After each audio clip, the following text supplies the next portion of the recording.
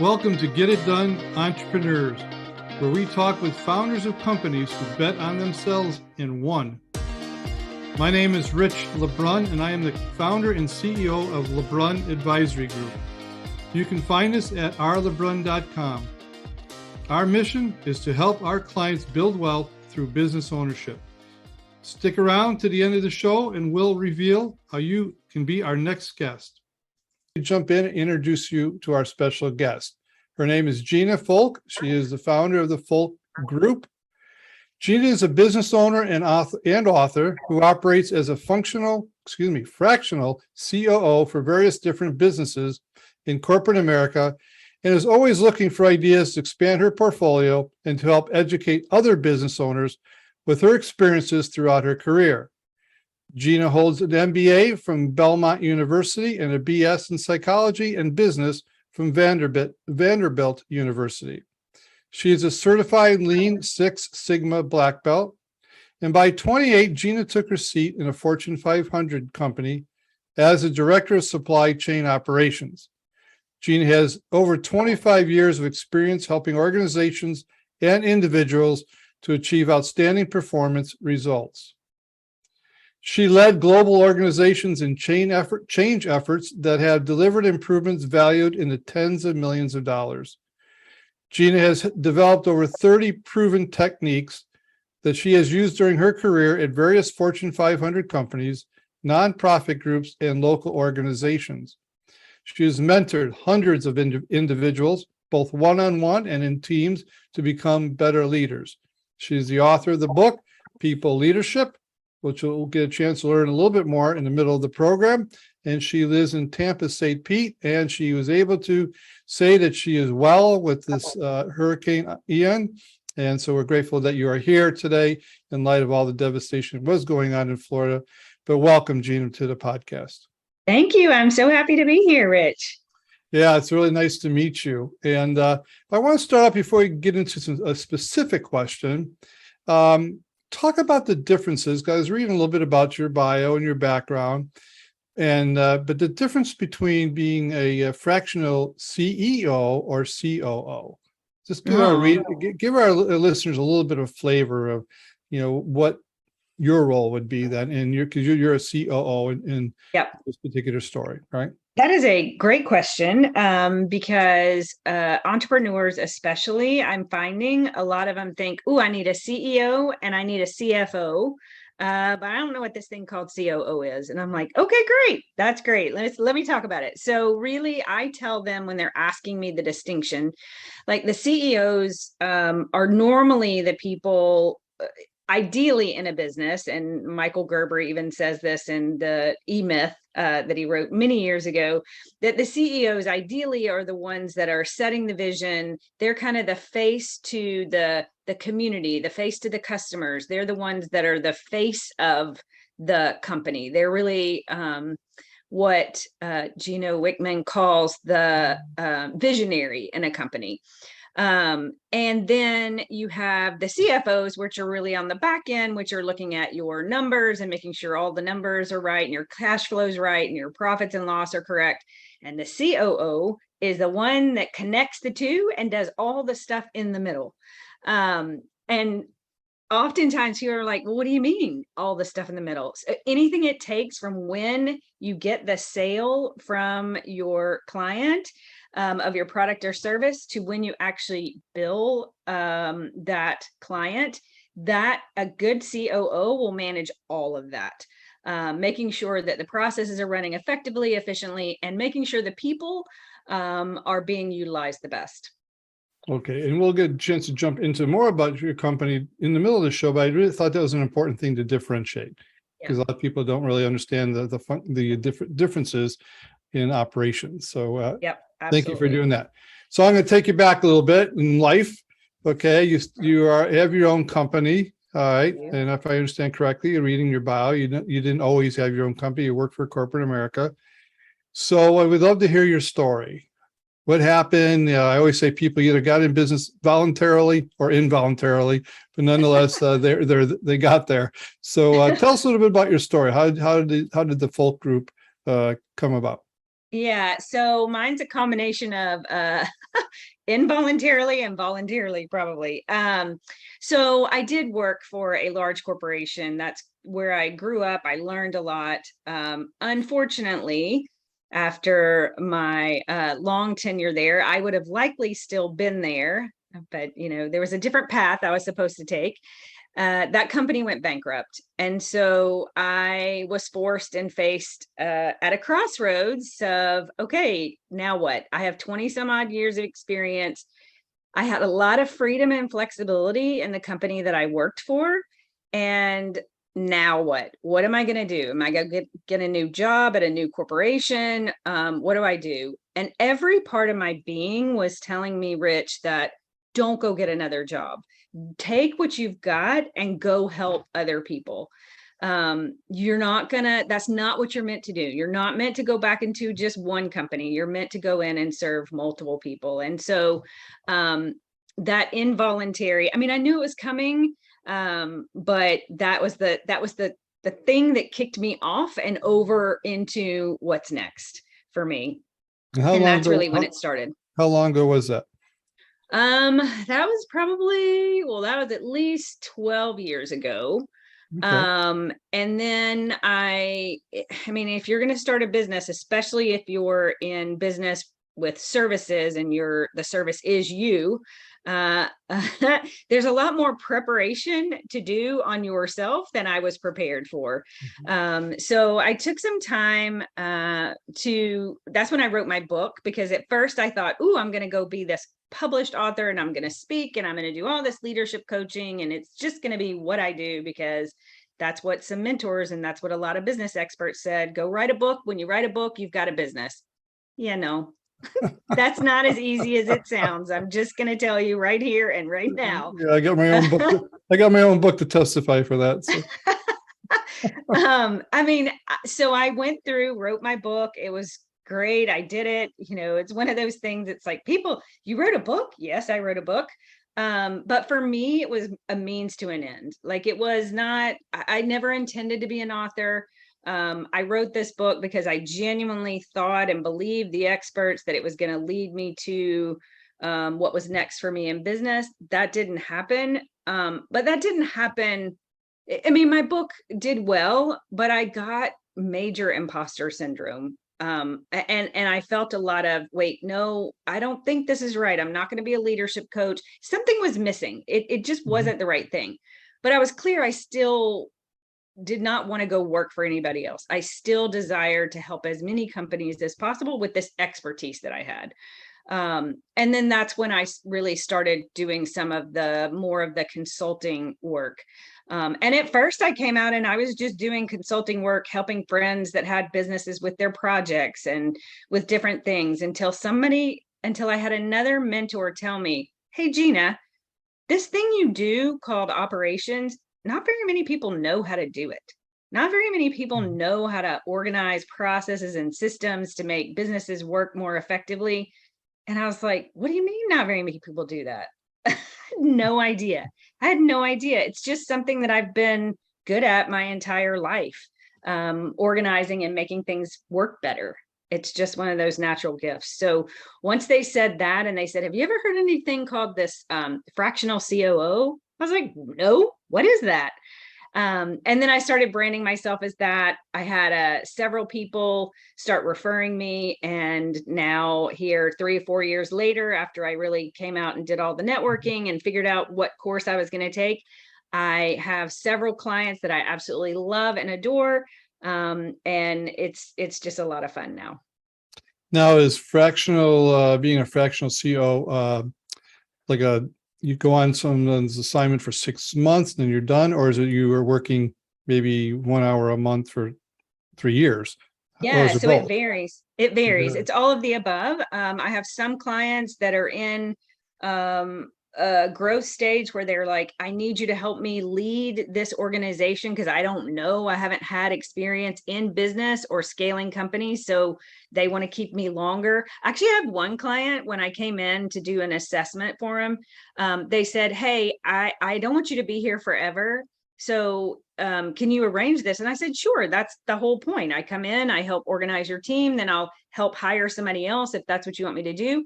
And now they're like, hey, I don't think you should leave. Can you just stay with us for a while? I'm like, okay, that's fine. Okay. So it varies. I have other clients that have me for a couple of hours a month. I have another client that's, 1 or 2 hours every other month. So it just varies. I really love to meet people where they are, and where they need me the most. I can see you're passionate about this. And I love the story where it kind of evolved. So I want to take you back again into that story. I'm going to ask you two questions, either side of the coin. What are some decisions that you made, you look back on that maybe you said I would have done differently? Yeah. So I totally would have done writing the book differently. That book, as I said, was a means to an end. Had I re-looked at what was a different intention behind that book, I see that I could have used that as a platform to help companies, but I just wasn't clear.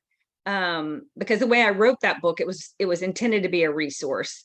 And so I recognized I didn't really have a good plan. I was like, I treated my book like a project. Oh, it's a project. I got it done. No really intention or plan behind it. It's just one of those, like, you write a book and magically you're going to get all this business. That's not how it works. So I would definitely have had more intentionality around that. All right. Well, then you did some really good things. You're successful now. You've weathered this transitional thinking and process and to get to where you are today. Is there any one or two key decisions that you made that you would say are really the catalyst behind your success?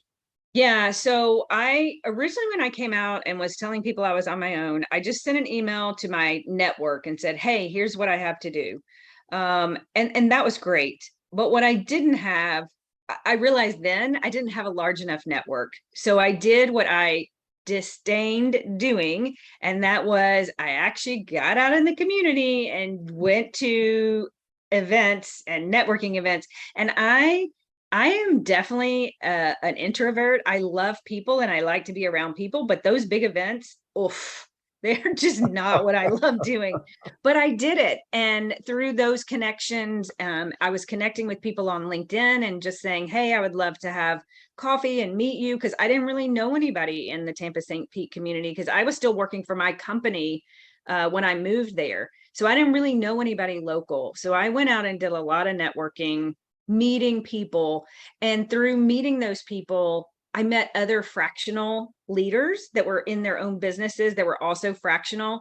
And we formed some relationships, and they have been a huge piece of my referral source now. And had I not done that, I wouldn't be where I am now. Yeah. Yeah. Great. Faced some fears, right? I don't like those large networking groups either, but that is part of our life and business. Yep. So there are certain things we have to do that we don't like to get to the place we get to do the things we do like. Yeah. Before we jump into the next question, I know you wrote the book, so I want to talk about that a little bit and if someone were to read it, what would be the benefit of it? But tell us more about your business specifically. Who's your customer? Okay. Again, maybe a little bit more detail what that role would like, or how our listeners could figure out if they want to utilize your services. Yeah. So my ideal clients are those companies that are in a really high growth stage, whatever that looks like for them. They have to be stable enough to have at least 20-ish employees. It could be a little bit less than that, but my sweet spot is somewhere between 20 and 100 plus employees. They're growing, they're experiencing, that wonderful thing called growth, but that also has its challenges. So when my clients get to me, like they've usually been referred by somebody or they've heard about me through somebody, they're experiencing one of three things. One is, I hear oftentimes, I am overwhelmed. This growth is just too much. I can't do it. I can't do it myself. And so they're feeling very overwhelmed.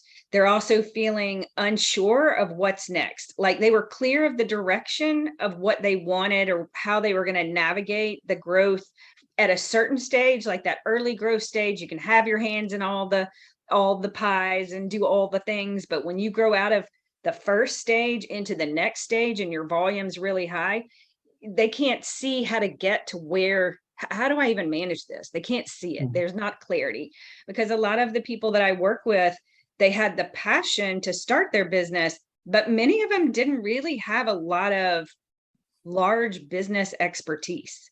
They just loved the thing, they did it, and they started having success, but they didn't necessarily know or ever really want to manage a business. They just wanted to get their thing out there. So a lot of times they're lacking that clarity.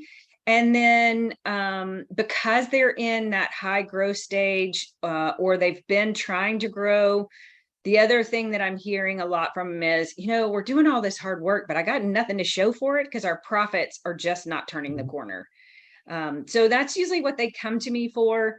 At that point, I know they've got those problems can be solved by looking at their people and their ability to delegate to the people, leading people, looking at those plans that they have either mapped out or don't have mapped out, and then really looking at process. So we dig a lot into process, people, and plans when I work with teams. Yeah, I see all that on your website. Yeah. Process, people, and plans. I love it. So I can see this, it being in such a sweet spot, because companies that are, even a company that's 20 employees is not the same a company when they have 100 employees. It morphs. And it has morphs in a spidering type way, and touches all departments and leadership and management and profitability, and invest more money to grow. And I could see that it could take a leader, let's say a CEO, off course, and let's say it's someone, and they're not maybe financially in a position to have a full-time COO. Right. And so fractional is perfect. You can come in, work with them in their needs, like you said, meet them where their needs are. Yep. Okay. Help them get over that hurdle and to the next level. And I think that's fantastic. So tell me, you wrote the book. I know you said maybe you would have wrote it differently, but you still have it out there. So if I were to read the book, it says people leadership. Is it that obvious, or is there secret sauce behind there? Oh, no, it's that obvious. It is something that I'm extremely passionate about. And it's a lot of what I do for my companies that I work with, because a lot of them are like, okay, I can you just deal with my people? I just need you to do something with these people. They're not doing what I need them to do. And so it is absolutely my passion and my pleasure to help people become better leaders. But I like to do it from the ground up. So I really wrote that book to help leaders, so anybody that's managing people, to help them understand, hey, you're not managing a resource, you're managing a human being. Please understand, here's some things to consider to help you understand how to do that. So my book has really resonated with people in corporations, particularly, even some of the team members in the companies, they've read it, and they're like, oh my gosh, you're helping me really understand how to really, I don't like the word manage, because I don't think you can manage people, but to help them lead people. So it is, when I first wrote it, I was like, it's really not that good. And I've had lots of people say, oh, but you don't understand, from where I'm starting from, this is exactly what I needed to hear. I needed some tool to help me understand, how do I deal with this person that I'm supposed to direct work through? How do I help work through that? Yeah, well said. I don't know what the statistic is. I used to say 85% of people hate their jobs, and then they redefine that. So 85% of people hate their bosses, Yes. which means wrong leaders in the wrong place, or just not trained. So I think you nailed it perfectly. Okay, let's jump into the second part. And I think this is probably really appropriate for your business and for what you could do for people, because you're helping somebody in growth. Okay. Mm-hmm. And now we got these headwinds today are pushing back. We got labor, we got supply chain, we got recession, political, war, we got, you name it, right? High interest rates. And this company wants to grow, and they're kind of heading right into the storm, if I could use that analogy. So two things. You're owner of your own company. So how are you navigating today's storms as a business? But also, how are you keeping yourself personally focused? Yeah. So as a business, I am continuously just putting myself out there, letting people know I'm here.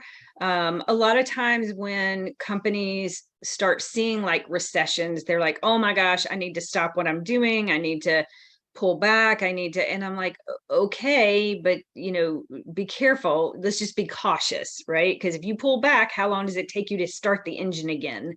Mm. But what I get them to focus on is, okay, so right now, if you're not seeing the growth, if the clients aren't coming in right now, then let's focus on how do we service the clients that you do have. This is the same what I do. How do you service the clients that you do have and make sure that your profits are going to be produced now? So this is a time, if you're not seeing, if you're worried that your sales are going to cut back some, then and it actually does happen, continue the marketing efforts, but look inside. This will be the time to look under the hood to prepare yourself for the growth that will come back. Because whatever this is, there's a lot of debate as to how long it's going to last, but we all know if something goes down, it has to go back up at some point. So this is the time to prepare for when it comes back up. And that's kind of the same advice that I'm doing with my business too, like making sure that I'm doing what I need to do for my clients, that I'm seeing if I can add more value to them in any way, while at the same time still marketing myself, letting people know I'm out there. And the same goes for anybody right now. Do you, for yourself, are you an avid reader? Do you use mentors, coaches for yourself to stay on target? All of the above. I usually have at least one personal growth book that I read. I read fiction as well. So it's usually always a personal growth and a fiction book somewhere around. Could you share with the listeners what that book is? The book that I am reading, well, right now, yeah, I'll share with the listeners. That book is not one that many people think is a personal growth book, but for me, I've gotten back into reading the Bible, but from really an application. How can I personally use this to grow and be my highest self? Because if I show up as my highest self with other people, then it only the good is going to amplify, right? So yeah, it's always been my dream to write a book that would take biblical principles and tie them to business principles and have that direct. So I agree with you. It's a great foundational builder. So yeah, so many people don't see it as a personal growth book, and for many years I didn't. But oof. There's a lot more in there if you can get past what some of the challenges are. So that is definitely one. But I have another one that I tend to pull out and read again. It's called Just Listen. It's all about influence and how do you actually influence an individual. So it's a lot of reminding me that business is a people business. It's not, I'm becoming more and more aware of that. For so many years I was like, no, business is all about numbers. No, business is not just about numbers. The people drive the numbers. You can try it any other way, but that's what happens. The people drive the numbers. So yeah, I love that. I mean, you mentioned one of the things is you say, because let me back up. A lot of times I ask this question about, is there an opportunity today? People go, yeah, there's a great opportunity in chaos. And but a business leader has to step back and assess and where to pivot and adjust. But opportunity isn't necessarily always getting new customers. I like what you said. A lot of times it's opportunities going back and saying, you've been so busy lately. Why don't you go back and focus on your old existing customers and do better? And and that's a good takeaway today, to really think about that. And say, okay, as much as we don't like the headwinds and the storms, sometimes it forces things to slow down. If we're slowed down, we get a chance to clean up shop a little bit, as maybe they would say. Yep. Yeah. Very exciting. Very exciting. Well, do you have anything else you would like to share with our listeners? If you were talking to them directly, let's say you're talking to a corporate person who says, I got to get out of corporate America before they voluntarily put me out there. And I want to get into my own business. Let's talk to them. And then the other one, let's talk to a business owner saying, gosh, maybe I know there's opportunities out there. Maybe we should add additional revenue stream and expand. How would you talk to those two different people? Yeah. So to those individuals that are in corporate America today and have a desire or a whispering or something that you want to start your own business, first, I would say be very clear in what it is you want to do and that you can offer, and start doing it. I know that it's said in books all the time, but it really is true. Find a way to do it for some people in a very small scale to see two things. One, does it resonate with you? Is it really what you thought it was going to be? And two, does it resonate with the people that you're doing it with? I find so often people think, oh, I'm just going to quit my job and go start my business. They don't have any money. They don't have really an idea. They've had family or friends that maybe have said, sure, you can do whatever you want to. It is not that easy. I mean, it is fabulous being, in your own business, because you do have freedom and flexibility. And it comes with, you are now responsible for the bread that you bring home. And getting those first several clients may take you 4 or 5 years plus, depending on what it is you're selling. Yeah. So definitely make sure, unless you just have an endless pile of money, make sure that you have that kind of under your belt, because that's going to build your confidence to keep you going in the challenging times. Sure. Now speak to the business owner. Say you're the fractional CEO of my company, and I'm going, Gina, I see the opportunities that I know, but I'm not exactly sure how to get there. Or is this the right time? How would you be coaching me? Yeah. So first, what I would say is, does whatever you're looking at, is the opportunity in alignment with what your company currently either offers or the purpose behind your company? So often during times like these, I see those CEOs, especially the visionaries, want to chase the shiny objects, go after what's the easiest thing. It looks really cool. That's new, but it doesn't align at all with what the rest of their business is or the business structure. That is not going to suit you well. I think it's time to really look and see, how can you enhance what you, like I've said before, enhance the product offering that you have. Just make sure it's in alignment, because if you take your team down a whole nother path, you're going to disrupt the business. I can assure you of that. So you definitely want to look at that. Great advice. Gina, before we leave, tell our listeners how they can get a hold of you. What's the best way to do that? Yeah. So the best way to get a hold of me is through LinkedIn. Just connect with me on LinkedIn. It's me. It's not somebody else checking it. It's me. I'll check in. I'll respond to your request. If you need something, just message me through LinkedIn. You can also find out about me on my website, ginafolk.com. But yeah, everything's on LinkedIn. LinkedIn's the best way to connect. Yeah, well, that's nice and easy to do. I want to take the time to say, on behalf of our listeners, thank you for taking the time out of your day to share your wisdom, your thoughts, your story. We're always a benefactor of people like yourself who are so generous. So again, I want to thank you for being on the show. Yes, thank you. It's been a pleasure. And I hope you have a great day. I'm glad you're okay down there in Tampa, Florida. Yes, thank you so much. Rich LeBrun here. Thank you so much for listening to our podcast, Get It Done, Entrepreneurs. If you are a successful business owner who would like to be on this program, please visit us at rlebrun.com/podcast and fill out the form, and we will reach out to you. If you got something out of this interview, would you share this episode on social media? Just do a quick screenshot with your phone and text it to a friend or post it on the socials. If you know someone that would be a great guest, tag them on social media to let them know about the show. Include the hashtag GetItDoneEntrepreneurs. I love seeing your posts and guest suggestions. We are regularly putting out new episodes and content. To make sure you don't miss any episodes, go ahead and subscribe. Your thumbs up, ratings, and reviews go a long way to help promote the show and mean a lot to me and my team. Want to know more? Go to our website, rlebrun.com, or follow me on LinkedIn, Facebook, and Instagram. Thanks for listening. We will see you next time.